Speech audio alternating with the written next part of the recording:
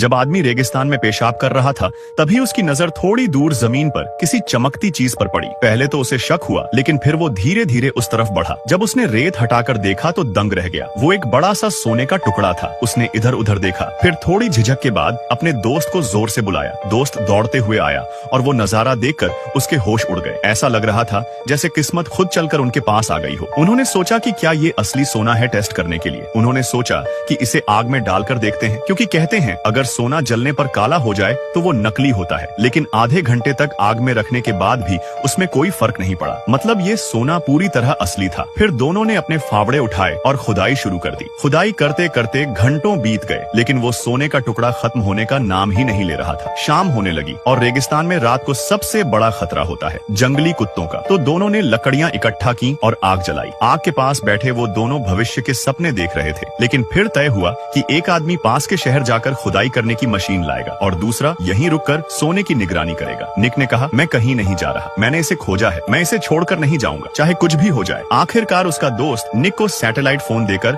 शहर की ओर निकल गया और निक अकेला रह गया। उसने सोने के ढेर को रेत से ढक दिया और रात काटने के लिए एक झोपड़ी जैसा ठिकाना बना लिया। पहली रात तो ठीक ठाक गुजर गई, लेकिन अगली सुबह निक को दूर कुछ और चमकता दिखा। लेकिन जब पास जाकर देखा तो वो किसी पुराने टूटे हुए जहाज का मलबा था। निक को लगा कि ये तो रहने के लिए एकदम बढ़िया जगह है। उसने जहाज के टुकड़े खींचकर अपने कैंप में लाए और एक मजबूत आश्रय बना लिया। लेकिन दोपहर को इतनी तेज गर्मी पड़ी कि तापमान 50 डिग्री के पार चला गया। उसकी गर्दन और माथे पर छाले पड़ गए। इतने में उसने सोने का एक खास टुकड़ा देखा जिस पर कुत्ते का सिर बना था। उसने उसे निकालने की कोशिश की, लेकिन तभी दोस्त का फोन आया। उसने बोला, गाड़ी खराब हो गई है, कम से कम एक दिन और लग जाएगा। निक ने कहा, कोई बात नहीं, मैंने एक खास टुकड़ा निकाल लिया है, तू बस जल्दी आ। रात को जंगली कुत्ते फिर से लौटे। निक को नींद नहीं आई, पूरी रात जागता रहा, आग जलाकर खुद को बचाता रहा। अगले दिन सूरज की धूप से उसकी त्वचा झुलस गई थी, चेहरा भी पहचान में नहीं आ रहा था। अब उसके पास थोड़ा सा ही खाना पानी बचा था। तभी उसने देखा कि एक सांप रेंगता हुआ पास आ रहा है। उसने झपट्टा मारा, लेकिन न सिर्फ वो खाना हाथ से निकल गया बल्कि पानी की बोतल भी गिर गई। अगले दिन वो फिर से मलबे की तरफ गया कि कुछ हिस्से लाकर कैंप को और मजबूत करे। तभी उसे किसी के आने की आहट हुई। एक औरत धीरे धीरे उसकी तरफ आ रही थी। वो डर गया और जल्दी से झोपड़ी में छिप गया। उसने सोना भी छुपा दिया और ऐसे बाहर निकला जैसे कुछ हुआ ही ना हो। औरत ने पूछा, तुम यहाँ क्या कर रहे हो? और फिर उसे सांप का जिगर खाने को दिया। निक ने मना कर दिया। औरत ने पूछा, तुम सच में कौन हो? निक ने झूठ बोल दिया, मैं तो बस एक जमीन नापने वाला सरकारी आदमी हूँ। औरत हंस पड़ी, इस वीरान जगह में कौन जमीन नापता है? फिर वो सीधा निक के कैंप की तरफ बढ़ने लगी। निक घबरा गया और उसके पीछे पीछे भागा, लेकिन जितना रोकता औरत उतनी ही जिद्दी हो जाती। आखिरकार जब वो सोने के पास पहुंचने ही वाली थी, निक को गुस्सा आ गया। उसने औरत पर हमला कर दिया और वहीं उसकी जान चली गई। थोड़ी देर बाद निक ने उसकी पानी की बोतल उठाई, थोड़ा दम भरा और फिर खुदाई में लग गया। औरत के शव को वहीं रेत में दफन कर दिया और फिर पार्ट 2 वीडियो लाइक करने पर मिल जाएगा।